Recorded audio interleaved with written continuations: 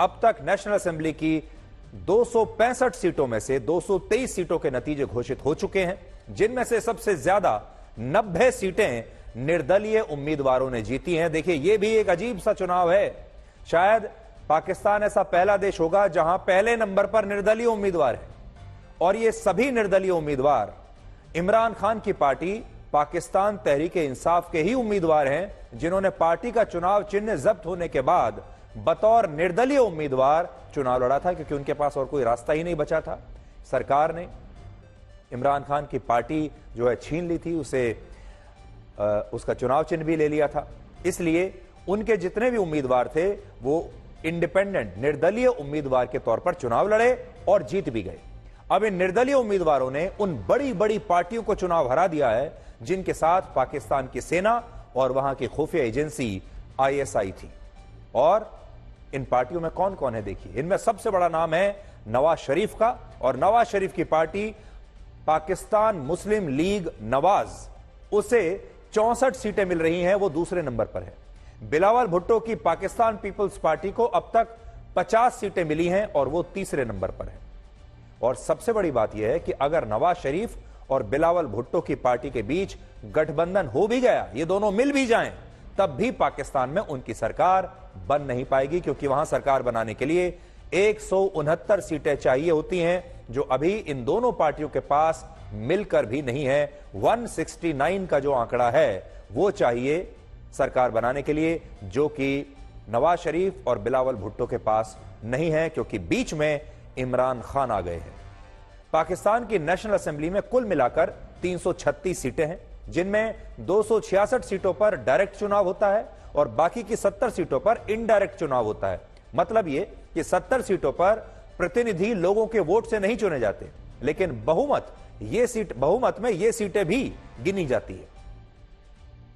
अब बड़ी बात यह है कि पाकिस्तान के 76 वर्षों के इतिहास में आज तक इतना बड़ा खेल नहीं हुआ, या जैसे पश्चिम बंगाल में कहते हैं कि खेला हो गया, इतना बड़ा खेला पाकिस्तान के इतिहास में कभी नहीं हुआ जितना बड़ा खेल इस बार हुआ है। और ऐसा लगता है कि पाकिस्तान की जनता इस बार जाग गई है, और वहां के लोगों ने यह बता दिया है कि उन्हें अपनी सेना का अब कोई डर नहीं, और यह पाकिस्तान के लोकतंत्र के इतिहास में एक बहुत बड़ी ऐतिहासिक घटना मानी जाएगी।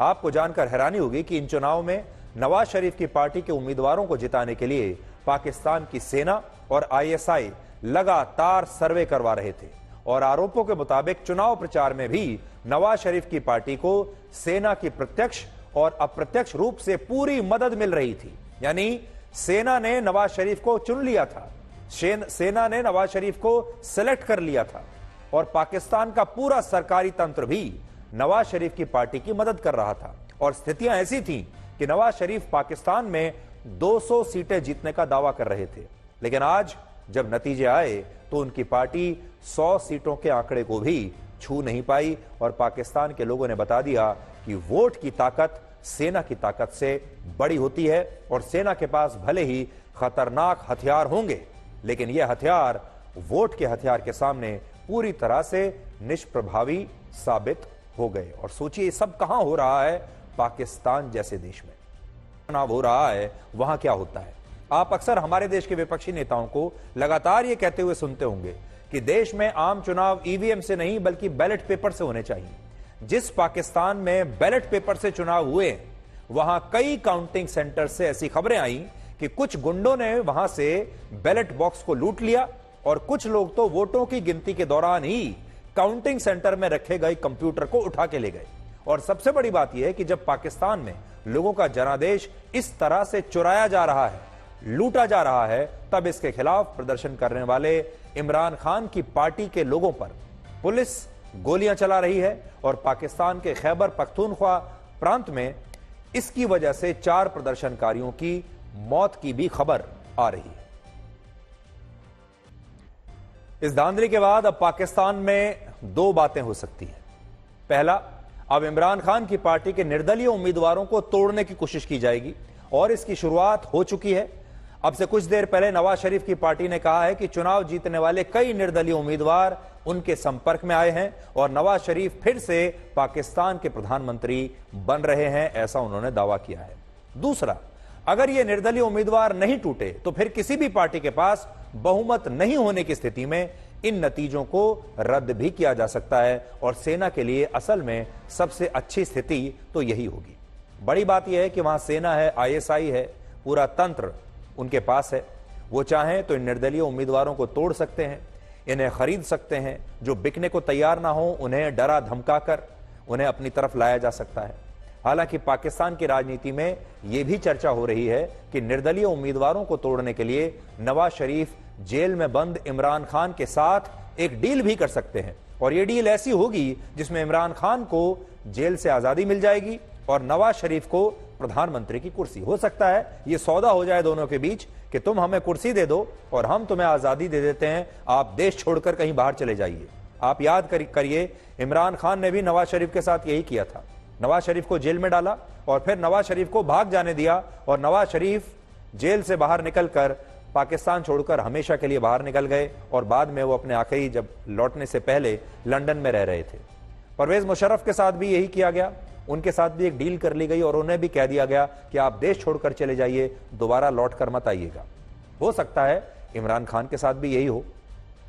हालांकि हमें लगता है कि इस डील का होना बड़ा मुश्किल है, लेकिन यह भी सच है कि राजनीति में कभी भी कुछ भी हो सकता है और अब से कुछ देर पहले नवाज शरीफ ने यह स्वीकार किया है कि उनकी पार्टी को बहुमत नहीं मिला है, इसलिए वो अब इमरान खान के निर्दलीय उम्मीदवारों से उनका समर्थन मांग रहे हैं। यानी इमरान खान के समर्थक उम्मीदवारों से प्रधानमंत्री बनने के लिए समर्थन की भीख अब उन्हें मांगनी पड़ेगी। सोचिए, नवाज शरीफ इतने वर्षों तक वनवास में रहे, चुनाव प्रचार वहां बैठकर करते रहे, उसके बाद उनका भाई प्रधानमंत्री बन गया, सेना उनके साथ है, आईएसआई उनके साथ है, सब कुछ होते हुए भी वो बहुमत हासिल नहीं कर पाए और उसका कारण यह है कि उनकी लोकप्रियता नहीं है। वो जनता में लोकप्रिय नहीं है, सेना में लोकप्रिय होंगे, सरकार में लोकप्रिय होंगे, लेकिन जनता के बीच लोकप्रिय नहीं है क्योंकि जनता की पहली पसंद है इमरान खान और इमरान खान ने जेल में बैठे बैठे ही नवाज शरीफ को लोकप्रियता के इस चुनाव में हरा दिया है। देखिए, रिजल्ट्स जो अभी तक आए हैं उसमें इंडिपेंडेंट जो है वो 91 है और 64 जो है वो नवाज शरीफ साहब की पार्टी के कैंडिडेट्स जो हैं वो जीत पाए हैं। लेकिन ये जरूर है कि जो जैसे आप कह रहे थे ना कि इंडिपेंडेंट जो हैं वो ज्यादा हैं, तो अब यकीनन होगा ये कि जब नवाज शरीफ साहब की गवर्नमेंट बनाई जाएगी तो ये जो इंडिपेंडेंट जीते हैं उनको शामिल किया जाएगा नवाज शरीफ साहब के साथ। अदरवाइज अगर इसमें कुछ गड़बड़ ना होती तो यकीनन लोगों का ये मानना है कि इमरान खान की पार्टी को उनके पार्टी के अंदर ही जो यानी उनके साथ ही जो है उनके पार्टी के नाम के साथ इलेक्शन लड़ने की परमिशन मिली होती, लेकिन ऐसा नहीं हुआ। उसके बजाय उन सबको जो है एज अ इंडिपेंडेंट परमिशन मिली कि वो इलेक्शन में जा सकते हैं। और अब होगा ये कि क्योंकि वो इंडिपेंडेंट है वो किसी भी दूसरी पार्टी को ज्वाइन कर सकते हैं, तो उनको चाहे लालच दे के चाहे डरा के नवाज शरीफ साहब के साथ शामिल करवाया जाएगा। एक यहाँ पे बातचीत ये भी चल रही है। उसके साथ इमरान खान को जो है जो लोगों ने बनाया, कई सालों में इमरान खान की पार्टी को एस्टैब्लिश किया गया, इमरान खान को एज अ प्राइम मिनिस्टर लाया गया, वो इमरान खान को ऐसे साइड पे रख के छोड़ नहीं देंगे। लग ये रहा है कि नवाज शरीफ साहब आएंगे लेकिन वो अपनी गवर्नमेंट को ज्यादा दिन चला नहीं पाएंगे। जो कैंडिडेट्स उनको दिए जाएंगे वो जाहिर है कि पीटीआई के होंगे या इंडिपेंडेंट होंगे। उसके बावजूद भी नवाज शरीफ साहब जो है वो साल, 1.5 साल, 2 साल से ज्यादा गवर्नमेंट नहीं चला पाएंगे। उसके बाद इमरान खान को ड्राई क्लीन करके वापस लाया जाएगा। प्रांत में इमरान खान की पार्टी को बहुमत मिल गया है, यानी अब पंजाब में इमरान खान की पार्टी की सरकार बनेगी और यह दावा इमरान खान की पार्टी ने किया है। दूसरा, नवाज शरीफ ने 2 सीटों से चुनाव लड़ा था जिनमें से एक सीट पर वो खुद चुनाव हार गए और लाहौर की सीट के आधिकारिक नतीजे अभी घोषित नहीं हुए हैं। इससे आप समझ सकते हैं कि नवाज शरीफ तो खुद ही चुनाव हार गए। इससे यह पता चलता है कि पाकिस्तान के लोगों ने अपना जनादेश नवाज शरीफ के खिलाफ दिया है, लेकिन फिर भी वो प्रधानमंत्री बनने की बात कह रहे हैं, प्रधानमंत्री बनना चाहते हैं और शायद बन भी जाएंगे। तीसरा, पाकिस्तान में नेशनल असेंबली का चुनाव लड़ने वाली पहली हिंदू महिला उम्मीदवार डॉक्टर सवीरा प्रकाश चुनाव हार गई हैं। आपको याद होगा डॉक्टर सवीरा प्रकाश का इंटरव्यू भी हमने किया था यहीं इसी शो में, ब्लैक एंड व्हाइट में। उन्होंने हमारे साथ बातचीत की थी और तब हमने आपकी मुलाकात उनसे कराई थी ये कहते हुए कि पहली महिला, हिंदू महिला उम्मीदवार वहां पर चुनाव लड़ रही हैं। और तब उन्होंने कहा था कि उन्हें पूरा यकीन है कि पाकिस्तान के जो लोग हैं वो उनके धर्म को देखे बिना उन्हें अपना वोट जरूर देंगे। लेकिन वो चुनाव हार गई हैं और उन्हें जानते हैं कितने वोट मिले? सिर्फ 1754 वोट उन्हें मिले हैं। 1754 वोट केवल। इसका मतलब यह है कि वहां के लोगों ने, वहां की जनता ने एक हिंदू महिला उम्मीदवार को स्वीकार नहीं किया। चौथा, इन चुनावों में हाफिज सईद की पार्टी के सभी आतंकवादी उम्मीदवार चुनाव में हार गए हैं और हाफिज सईद का खुद का बेटा तलहा सईद भी चुनाव हार गया है। और इससे आप यह समझ सकते हैं कि पाकिस्तान में आतंकवादियों के साथ वहां की सेना और सरकार तो है, लेकिन पाकिस्तान के लोगों को यह आतंकवादी स्वीकार नहीं है, पाकिस्तान के लोगों को यह आतंकवादी कबूल नहीं है। और इसके लिए पाकिस्तान के लोगों की आज हमें प्रशंसा करनी चाहिए कि उन्होंने सारे आतंकवादियों को चुनाव में हरा दिया। अब देखिए, हाफिज सईद जैसे जो आतंकवादी हैं, इन्हें यह गलतफहमी हो जाती है कि ये बंदूक के दम पर अपने बच्चों को, बेटों को, परिवार के लोगों को, दूसरे आतंकवादियों को चुनाव जिता देंगे। इन्हें यह बहुत बड़ी गलतफहमी हो जाती है कि ये जो कुछ कर रहे हैं धर्म के नाम पर कर रहे हैं, इस्लाम के नाम पर कर रहे हैं और अपने देश के नाम पर कर रहे हैं। लेकिन इनके देश के लोगों ने ही आज इन्हें आईना दिखा दिया है और बता दिया है कि उनके जीवन में इस तरह के सस्ते आतंकवादियों की कोई जगह नहीं है। तो ये एक अच्छी खबर वहां से आ रही है कि वहां के लोगों ने हाफिज सईद के बेटे को और उसके बाकी आतंकवादी उम्मीदवारों को बाहर का रास्ता दिखा दिया है। हाफिज सईद को अब समझ में आ जाना चाहिए कि उसकी कोई लोकप्रियता पाकिस्तान में नहीं है। और पांचवी बात, इमरान खान की पार्टी का आरोप है कि 55 सीटों पर उनके उम्मीदवारों को साजिश करके और धांधली करके हराया गया है। हालांकि इन साजिशों के बाद भी पाकिस्तान में 100 सीटों पर इमरान खान के समर्थक उम्मीदवारों का जीतना कोई मामूली बात नहीं है। इसलिए आज आपको यह भी समझना चाहिए कि आखिर जेल में बंद इमरान खान ने अपने निर्दलीय उम्मीदवारों को कैसे चुनाव में जिताया, यह अपने आप में एक केस स्टडी है। चौधरी चरण सिंह भारत के 5वें और पीवी नरसिम्हा राव भारत के 9वें प्रधानमंत्री थे। इन दोनों ही नेताओं के लिए कहा जाता है कि इन्हें कांग्रेस पार्टी और गांधी परिवार से कभी वो सम्मान नहीं मिला जिसके ये दोनों हकदार थे। इसलिए आज ये खबर कांग्रेस पार्टी को बहुत चुभ रही होगी। 28 जुलाई 1979 को जब चौधरी चरण सिंह भारत के प्रधानमंत्री बने, तब इंदिरा गांधी की पार्टी कांग्रेस आई ने उनकी सरकार का बाहर से समर्थन किया था और इस समर्थन के बदले में इंदिरा गांधी और उनके पुत्र संजय गांधी ने चौधरी चरण सिंह पर उनकी कई मांगों को मानने के लिए दबाव बनाया कि हमारी ये मांगे हैं, आप मान लीजिए तो हम आपकी सरकार को चलने देंगे। और इनमें 2 मांगे प्रमुख थी। देखिए क्या मांगा इंदिरा गांधी और संजय गांधी ने। पहली मांग थी संजय गांधी के खिलाफ चल रहे तमाम मुकदमों को रद्द किया जाए। दूसरी मांग थी इमरजेंसी के दौरान इंदिरा गांधी के खिलाफ एक मुकदमे में फैसला सुनाने वाले सुप्रीम कोर्ट के रिटायर्ड जस्टिस हंसराज खन्ना को उनकी सरकार में कानून मंत्री के पद से हटाया जाए। यानी इंदिरा गांधी ने कहा कि यह कानून मंत्री मुझे नहीं चाहिए, इसे हटाइए। और दूसरा, संजय गांधी के खिलाफ जो केस चल रहे हैं इन्हें बंद कीजिए। चौधरी चरण सिंह अपने उसूलों के पक्के थे, इसलिए उन्होंने इंदिरा गांधी के सामने झुकने की बजाय प्रधानमंत्री पद से इस्तीफा देना यानी प्रधानमंत्री पद को छोड़ना ज्यादा उचित समझा और कहा कि सत्ता तो फिर से मिल जाएगी, लेकिन उसूल अगर एक बार मर गए तो वो फिर से कभी जीवित नहीं होंगे।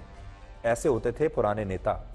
चौधरी चरण सिंह के लिए गांधी परिवार में इतनी कड़वाहट इसलिए भी रही क्योंकि वर्ष 1977 में जब मोरारजी देसाई की सरकार ने इंदिरा गांधी को गिरफ्तार करवाया, तब उस सरकार में गृह मंत्री यानी होम मिनिस्टर चौधरी चरण सिंह ही थे।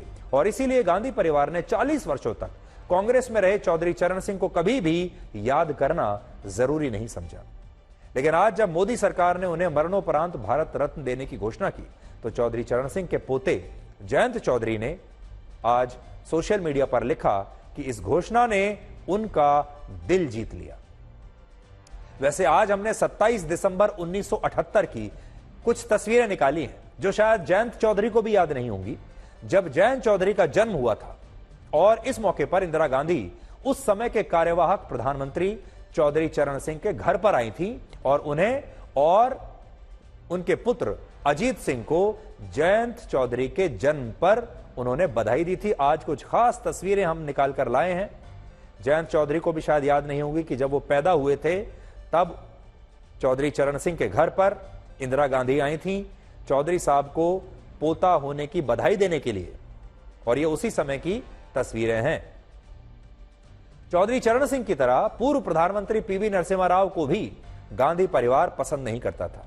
वर्ष 2004 में जब पीवी नरसिम्हा राव की मृत्यु हुई तब उनके पार्थिव शरीर को दिल्ली में कांग्रेस पार्टी के दफ्तर तक में लाने नहीं दिया गया था। जो कांग्रेस पार्टी का मुख्यालय है वो दिल्ली में है और पीवी नरसिम्हा राव का परिवार चाहता था कि उनके पार्थिव शरीर को कांग्रेस पार्टी के मुख्यालय में रखा जाए, जैसा कि होता है बड़े बड़े नेताओं के साथ कि उनकी पार्टी के मुख्यालय में उनका पार्थिव शरीर रखा जाता है, लोग आकर दर्शन करते हैं, श्रद्धांजलि देते हैं। लेकिन तब कांग्रेस पार्टी ने इसकी इजाजत नहीं दी और गांधी परिवार ने तब कहा कि उनके पार्थिव शरीर को कांग्रेस के मुख्यालय में नहीं रखा जाएगा और दरवाजा उन्होंने कांग्रेस मुख्यालय का बंद कर दिया था। लेकिन आज प्रधानमंत्री मोदी ने कांग्रेस पार्टी के सताए हुए 2 पूर्व प्रधानमंत्रियों को मरणोपरांत भारत रत्न देकर यह बताया है कि उनका दिल कितना बड़ा है और वो उन नेताओं का सम्मान करना जानते हैं जो उनकी पार्टी से नहीं आते, बीजेपी के नहीं हैं, लेकिन इस देश के विकास में उनका योगदान अभूतपूर्व है। चौधरी चरण सिंह किसानों के बड़े नेता और मसीहा थे और उन्होंने साहूकारों के खिलाफ किसानों को जमीनों से जुड़े अधिकार दिलाने में बड़ी भूमिका निभाई। और अगर पंडित जवाहरलाल नेहरू वर्ष 1959 के नागपुर अधिवेशन में जॉइंट फार्मिंग का प्रस्ताव पास नहीं करा पाए थे तो इसका एक कारण चौधरी चरण सिंह ही थे। और इसी तरह पीवी नरसिम्हा राव वैसे तो गांधी परिवार के प्रिय कभी नहीं थे, लेकिन जब वो देश के प्रधानमंत्री थे तब उन्होंने नई आर्थिक नीति से भारत की अर्थव्यवस्था को पूरी दुनिया के लिए खोलने का काम किया और यह उनकी बहुत बड़ी उपलब्धि थी। लेकिन कांग्रेस की सरकारों में चौधरी चरण सिंह और पीवी नरसिम्हा राव के इन योगदानों का कभी कोई जिक्र नहीं हुआ और शायद जिक्र करने दिया नहीं गया क्योंकि गांधी परिवार को ये नेता असल में पसंद नहीं थे।